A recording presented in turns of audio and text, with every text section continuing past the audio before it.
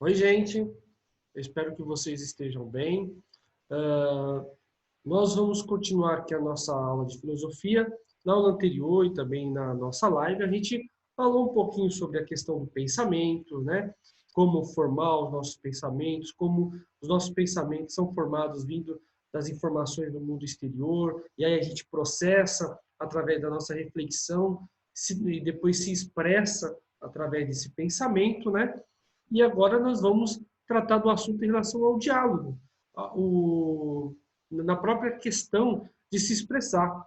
Ou seja, a gente aprendeu lá no primeiro trimestre que a gente tem que ter muita parcimônia ao falar, né? Temos que respeitar o outro que está falando com a gente, temos que colocar as nossas ideias claras, de um modo claro, para que possamos ter um bom diálogo, né? E é sobre isso que a gente vai falar nessa aula. Olha só, aí na página 7, nós temos o título Diálogo e Liberdade. Ou seja, nós falamos bastante liberdade, vamos continuar nesse assunto, porque a liberdade é um tema muito amplo, né? E dependendo de qual local você está frequentando, isso vai interferir no que você vai falar, no que você pode falar, né? Então, a gente vai refletir mais sobre isso. Olha só, diálogo e liberdade. Você se sente livre para pensar e expressar seus pensamentos? Em diferentes épocas e lugares, muitos indivíduos e grupos sociais responderiam negativamente a essa pergunta, por serem proibidos de divulgar certas ideias, correndo o risco de sofrer punições ao fazer.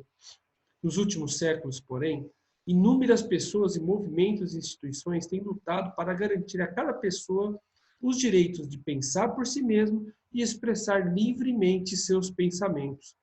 Ao defender as liberdades de pensamento e expressão, eles contribuem para que sejam preservadas algumas características fundamentais do pensar humano, como a diversidade, a criatividade. Ou seja, pessoal, a questão do pensar, da liberdade de expressão, ele vem muito vinculado à democracia, né? Ou seja, a livre expressão de pensamento, o que você está sentindo, uma crítica, né? Ou seja, uma forma de você poder expressar aquilo que você sente sem ser reprimido. É claro, a gente expressa o que a gente quer, mas somos sempre responsabilizados por aquilo que dizemos. Ou seja, a gente não pode sair falando qualquer coisa, acusando, sem nenhuma prova, né? Ou até mesmo quando você falar alguma coisa positiva, que dê fontes, né? Fontes que garantam mais credibilidade daquilo que você pensa, né? Ou seja, você ah, citar algum pensador, algum livro que leu, para sustentar aquilo que você está falando. Aí você ganha, nesse sentido, mais credibilidade. Ok? Vamos lá continuar. Por outro lado, mesmo em contexto em que essas liberdades são garantidas por lei, as pessoas podem enfrentar dificuldade para dialogar sobre o que pensam, por não se sentirem ouvidas a respeito umas, não se sentir ouvidas e respeitadas umas pelas outras. Esse é um grande problema.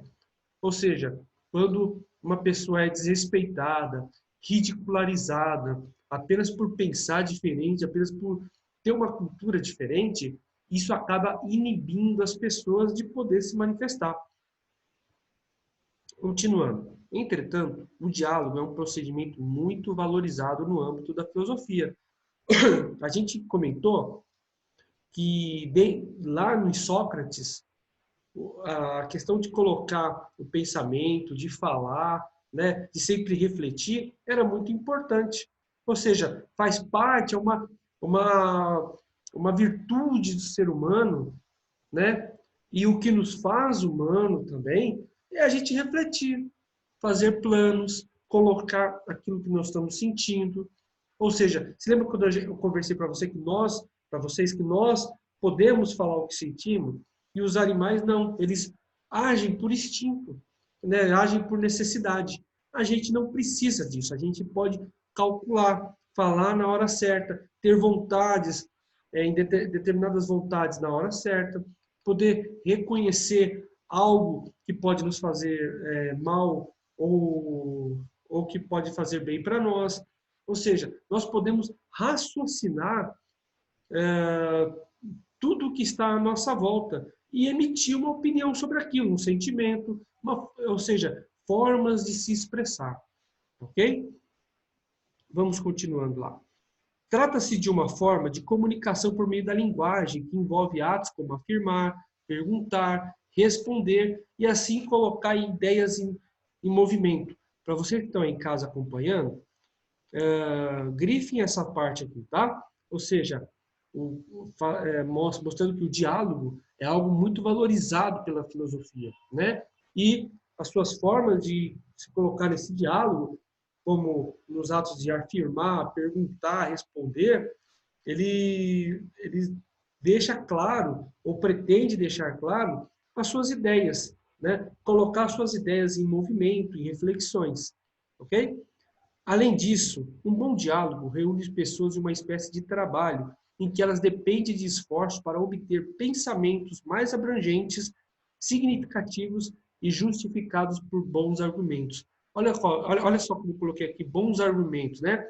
São através das fontes de algo que você cita. Eu vi na televisão que tal político falou isso, de tal artista falou aquilo, eu li num livro. Ou seja, você vai citando informações exteriores que sustentam aquilo que você está pensando. Sendo assim, mais do que transmitir informações, dialogar possibilita às pessoas que se comuniquem e interajam umas com as outras, respeitando a diversidade de pensamentos. Olha, importante, muito importante isso, respeitando a diversidade de pensamentos e opiniões. Respeitar o colega, respeitar o seu amigo por aquilo que ele pensa. Afinal, nós, seres humanos, somos como impressões digitais. Nós temos sentimentos diferentes, nós temos pensamentos diferentes, vontades diferentes, tá? Por tudo isso, no decorrer do tempo, vários filósofos se dedicaram ao diálogo, além de refletir sobre a natureza e a importância dele para o aprendizado das pessoas e para a boa convivência entre elas. Ok? Então, pessoal, isso que a gente está colocando, os filósofos lá de 2000 anos antes de Cristo já refletia sobre isso, sobre a importância de nos comunicarmos bem, de respeitar, de refletir. Vamos dar um olhar filosófico com isso? O próprio Sócrates, que eu acabei de falar. Ele tem um método chamado maiêutica, que é um método que vai refletir, quebrar verdades absolutas, porque dentro da filosofia a verdade ela não é fixa, ela sempre está mudando através da reflexão. É como, por exemplo, o celular, né? Vou dar um exemplo bem simples. O celular vai aos poucos, né, de acordo com o conhecimento, de acordo com as novas tecnologias, ele vai ficando cada vez mais moderno, mais útil. É assim que tem que ser também o pensamento humano, de cada vez se atualizar, de refletir, de conhecer novas coisas. O nosso cérebro, ele não cansa de conhecer novas coisas. É sempre importante, então, acumular conhecimento. Vamos ver aqui no Sócrates. O filósofo Sócrates viveu na Grécia Antiga durante o século V a.C. Ele se tornou bastante conhecido em Atenas, sua terra natal, pois frequentemente era visto em espaço público, caminhando e dialogando com as pessoas que encontrava, em especial com os jovens. Sócrates acreditava que o diálogo dava às pessoas a oportunidade de trazerem suas ideias à luz. Anota isso aí. Sócrates acreditava que o diálogo dava às pessoas a oportunidade de trazerem suas ideias à luz. Ele as ajudava a perceber que o que sabiam sobre determinado assunto, a verificar os enganos cometidos, a fim de corrigi-los e elaborar novas ideias em conjunto com seus interlocutores. É aquilo que eu acabei de falar. Não há uma verdade absoluta. A gente tem, dentro dessa verdade absoluta que nós achamos que temos, é impossível que precisa ter algo que precisa ter, corrigir, algo que a gente pense não é verdadeiro, algum pensamento torto, sobre variadas formas, né? Principalmente no lidar com as pessoas. Por isso que é importante respeitar o pensamento, a diversidade das outras pessoas, porque não tem só um modo de se colocar, ok? Vamos lá continuar? Sócrates nunca registrou seus ensinamentos por escrito. No entanto, seu notável aluno Platão escreveu diversas obras nas quais citou seu mestre como personagem e reproduziu a forma como ele como ele construía e comunicava seus pensamentos, ou seja, empregando o diálogo. Ou seja, tudo, né, a gente tem a máxima de dizer que tudo se resolve no diálogo, para chegar a um senso comum. Por isso que é importante respeitar a posição do outro. Vamos lá. Essas obras ficaram conhecidas como diálogos platônicos, e por meio delas, o pensamento de Sócrates chegou à atualidade, tornando-se instrumento de textos e estudos. Olha só um texto a seguir que traz algumas informações do respeito como Sócrates dialogava com as pessoas na rua. Sócrates acreditava que a felicidade vinha de levar uma vida boa. O que é bom e o que é ruim? E esta era a grande questão. Ele achava que descobriria se conversasse com muitas pessoas. Quanto mais questões fizesse, mais saberia. Sócrates queria encontrar definições universais para as ideias como bem, justiça e sabedoria, que, segundo ele, levaria a uma vida plena e, consequentemente, a felicidade, certo? Então, vamos continuar. E não descrições.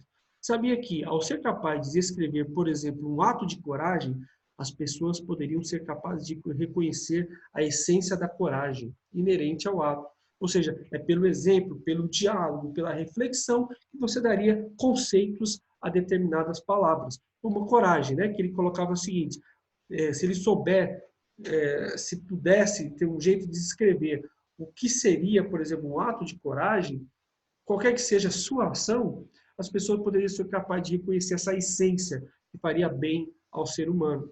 Então, seria da virtude, da justiça. Podemos colocar, por que não, ao amor. Isso vai fazer com que Sócrates vai fazer com que as pessoas consigam quebrar verdades absolutas que impedem de conhecer novas coisas e assim crescer como pessoa. O método de Sócrates para encontrar a verdade sobre as coisas era um sistema de questionar o que as pessoas acreditavam. Vocês vão aprender um pouquinho mais o rolar da série, pessoal, mas esse sistema de questionar se chamava maiêutica, tá? Maiêutica, que é uma forma de você questionar, responder, refletir sobre aquela resposta, colocar outra questão sobre aquela resposta, ou seja, sempre questionando uma verdade que é considerada absoluta, ok? Assim, Sócrates esperava revelar as inconsistências. Olha só, as reflexões vai gerando aquilo que precisa ser corrigido.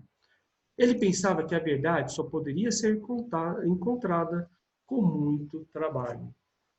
Olha só, pessoal, que interessante, né? A forma de se expressar, o diálogo, a liberdade, o respeito à colocação do seu amigo, né, da amiga, de se colocar, de encarar o mundo, vai fazer com que você possa crescer como ser humano, ok? Pessoal, eu vou pedir para vocês fazerem esse próximo exercício, tá? A gente vai corrigir na nossa próxima live, junto com aqueles primeiros exercícios que eu pedi para vocês fazerem, tá ok? Na página 6. Tá ok, pessoal? Então, a gente está tratando da forma de comunicar, dialogar, de liberdade de pensamento, expressão e também uma forma de respeitar como o outro se coloca diante do mundo que ele consegue perceber, ok? Então, pessoal, tudo de bom para vocês, fiquem com Deus e a gente se vê na próxima aula. Tchau, tchau!